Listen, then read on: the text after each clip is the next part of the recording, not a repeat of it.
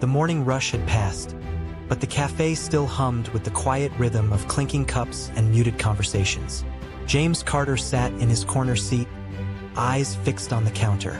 Every movement, every glance, every whispered conversation between Maya and Leo pulled him deeper into a suspense he hadn't anticipated.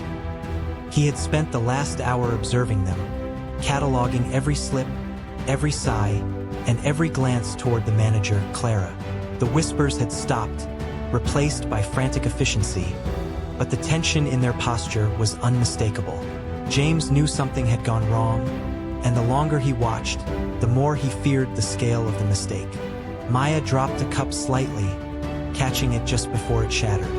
Her hands shook, and Leo's brief flicker of worry betrayed that he too knew the consequences of their error. James' mind raced. It must be the rare Ethiopian beans I ordered last week. If those are ruined, it could cost thousands. Unable to contain his curiosity any longer, James slowly rose and approached the counter, pretending to examine the pastry display. From this vantage point, he could see the anxiety etched into their faces, the small details they thought he wouldn't notice. Maya leaned toward Leo and whispered, "We can't just throw it away. Clara will never forgive us." Leo's jaw tightened.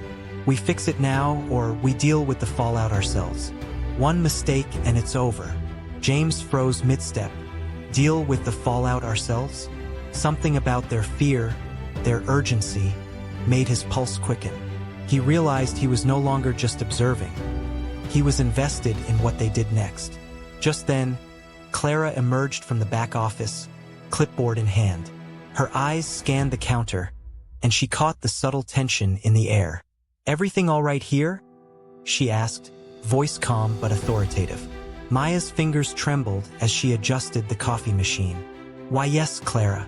Just a small issue, nothing serious." Clara's eyes narrowed slightly, but she didn't press. She turned back to her clipboard and walked away.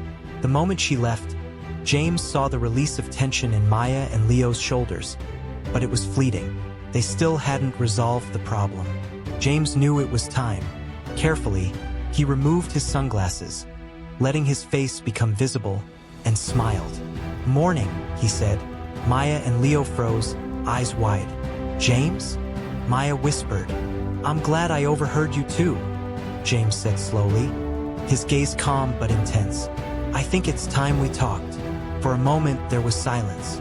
Then Leo stammered, We didn't want to ruin anything. We just..."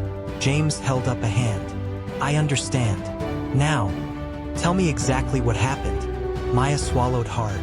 "It was the Ethiopian beans. We accidentally brewed an entire batch incorrectly. It could have been a huge waste, and we didn't know how to tell you." James nodded, absorbing every detail. The tension in the room was almost tangible. "And you thought covering it up was the best choice?" Leo looked down, ashamed. "We didn't want to disappoint you, sir. We were afraid of the consequences." James leaned forward, studying them. There was fear, yes, but also dedication, loyalty, and a desire to protect the cafe. He took a deep breath. "You made a mistake. That's part of working here. Hiding it only made it worse. But I'm not angry. Not yet." Relief washed over the two baristas. Maya blinked rapidly, fighting back tears. "We'll fix it. We'll do whatever it takes." James smiled, a genuine, warm smile. "Good. And that's why I decided to visit today, not just to test you, but to see how you handle challenges when I'm not around. And you've shown me something important. Even mistakes can teach us lessons, if we face them honestly." Maya and Leo exchanged a glance, the weight lifting from their shoulders. James continued, "From now on, no secrets. If something goes wrong, we deal with it together. This cafe isn't just about coffee. It's about trust, teamwork, and integrity." The morning sun now streamed fully through the windows, bathing the cafe in light. The tension that had gripped James' chest for hours melted, replaced by pride. The cafe was alive with possibility, and the bonds between owner and team had grown stronger in ways he hadn't expected. As James left the corner seat and returned to the counter, Maya handed him a perfectly brewed cappuccino, her hands steady. Leo smiled, a quiet confidence replacing his earlier anxiety. This, James thought, taking a sip of the rich, smooth coffee, is exactly why I love this place. Not because it's perfect, but because we face imperfection together. For the first time in weeks, James felt completely at ease. The cafe had survived the morning, the mistake had been confronted, and trust had been reaffirmed. Hidden behind the counter had revealed not secrets of failure, but the strength of honesty, teamwork, and the human connections that made the cafe more than just a business. It made it a family. And as the cafe buzzed softly around him, James realized that sometimes the greatest surprises aren't mistakes. They're the people who rise to meet them.